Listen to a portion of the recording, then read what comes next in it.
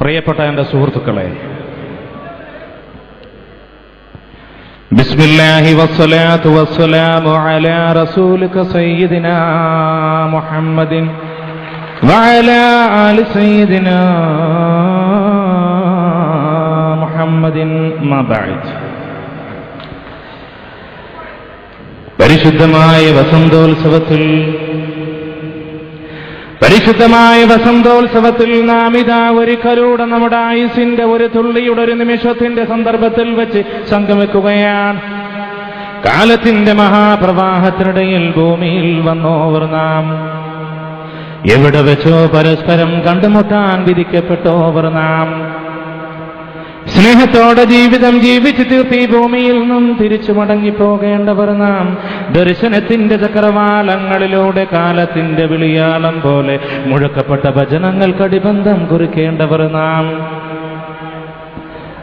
നന്മയുടെ പ്രതീകമാകേണ്ടവർ, നാം തിന്മയ്ക്ക് അന്തകന്മാരായി ഭവിക്കേണ്ടവർ, നാം ഈ ലോകത്തെ അനീതിക്കും അക്രമത്തിനുമെതിരെ ശബ്ദിക്കേണ്ടവർ, കർമ്മസമരം നയിക്കേണ്ടവർ, നാം ഈ ഭൂലോകത്ത് നന്മയുടെ കാവൽക്കാരായി നിലകൊള്ളേണ്ടവരാ.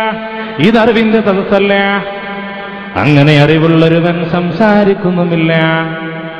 ഇതൊരു പ്രഭാഷണത്തിന്റെ കേമത്വമുള്ള സദസ്സുമല്ല. പിന്നെയോ നമ്മുടെ ഹൃദയങ്ങൾ തേടുന്ന എന്തോ ഒന്ന്, നമ്മുടെ മനസ്സുകൾ ആഗ്രഹിക്കുന്ന എന്തോ ഒന്ന്, സ്നേഹത്തിന്റെ അണുരണനം, അനുഭവത്തിന്റെ ഒരു സ്പന്ദനം, സ്വന്തം ഹൃദയത്തിലേക്കുള്ള തീർത്ഥയാത്രയുടെ മധ്യത്തിലുള്ള അനുഭവത്തിന്റെ തീരത്ത് ഒരിക്കലൂടെ തന്നെ അറിയാനുള്ള അഭിനിവേശത്തിന്റെ പ്രതിഫലനം. അതിനുവേണ്ടി നാം ഇതാ സമ്മേളിക്കുകയാണ്. പ്രിയപ്പെട്ട സുഹൃത്തുക്കളെ, ഇന്നിപ്പോൾ ഈ കാലഘട്ടത്തിൽ നടക്കുന്നതെന്താണ്? ഈ ഗൾഫ് നാടുകളെ കുറിച്ച് പറഞ്ഞു കഴിഞ്ഞാൽ, ഗൾഫ് നാടുകളിൽ വരുമ്പോൾ നിങ്ങൾ ഓർക്കണം, നമ്മുടെ നാടിനെ കുറിച്ച് ഓർക്കണം, നാട്ടിനെ കുറിച്ച് ഓർക്കണം, ഉമ്മ പെങ്ങന്മാരെ കുറിച്ച് ഓർക്കണം, നന്നായിട്ട് ഓർക്കണം. മതമൈത്രിയെ കുറിച്ച് പറയുവാനേ എനിക്ക് നേരമുള്ളൂ, അതിന് വിരുദ്ധമായി പ്രസംഗിച്ചിട്ടില്ല. മതേതരത്വം എന്ന് പറയുന്നത് ഞാൻ ഒരുപാട് അമ്പലങ്ങളിൽ പ്രസംഗിച്ചിട്ടുണ്ട്, ചർച്ചകളിൽ പോയിട്ടുണ്ട്, വിരുദ്ധമായി പ്രസംഗിച്ചിട്ടില്ല. ഒരുപാട് ഹിന്ദു സഹോദരങ്ങൾ എന്നെ കൊണ്ടുപോയിട്ട് ബിംബത്തിന്റെ മുമ്പിൽ വെച്ച് പ്രസംഗിക്കാൻ പറഞ്ഞിട്ടുണ്ട്, പ്രസംഗിച്ചിട്ടുണ്ട്. ഇന്ത്യയുടെ ചരിത്രത്തിലേക്ക് തിരിഞ്ഞു നോക്കിയാൽ വെളിച്ചത്തിന്റെ ഗോപുരങ്ങൾ ഒരുപാട് കാണാൻ സാധിക്കും.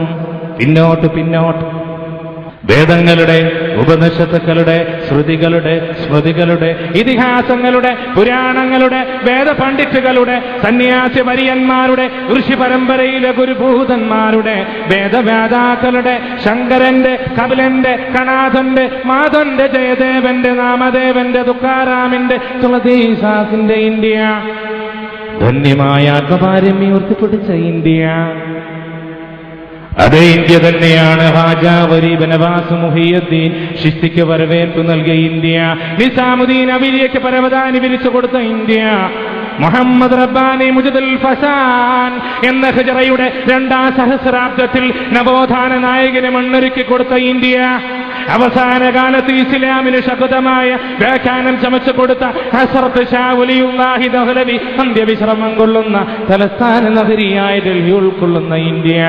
രവീന്ദ്രനാഥിന്റെ കവനങ്ങൾ കേട്ട്, അല്ലാമാ ഇഖ്ബാലിന്റെ കവിതകൾ കേട്ട്, വള്ളത്തോലിന്റെ, ചങ്ങമ്പുഴയുടെ, സുബ്രഹ്മണ്യ ഭാരതിയുടെ, നാനാക്ക് ഗുരുവിന്റെ, നാരായണ ഗുരുവിന്റെ, ചട്ടമ്പി സ്വാമിയുടെ, മമ്പ്രം തങ്ങളുടെ, വെളിയങ്കോട് മർഹാദിയുടെ നാടിനെ കുറിച്ച് പറയുമ്പോൾ എന്തൊരു രോമാഞ്ചമാണ്.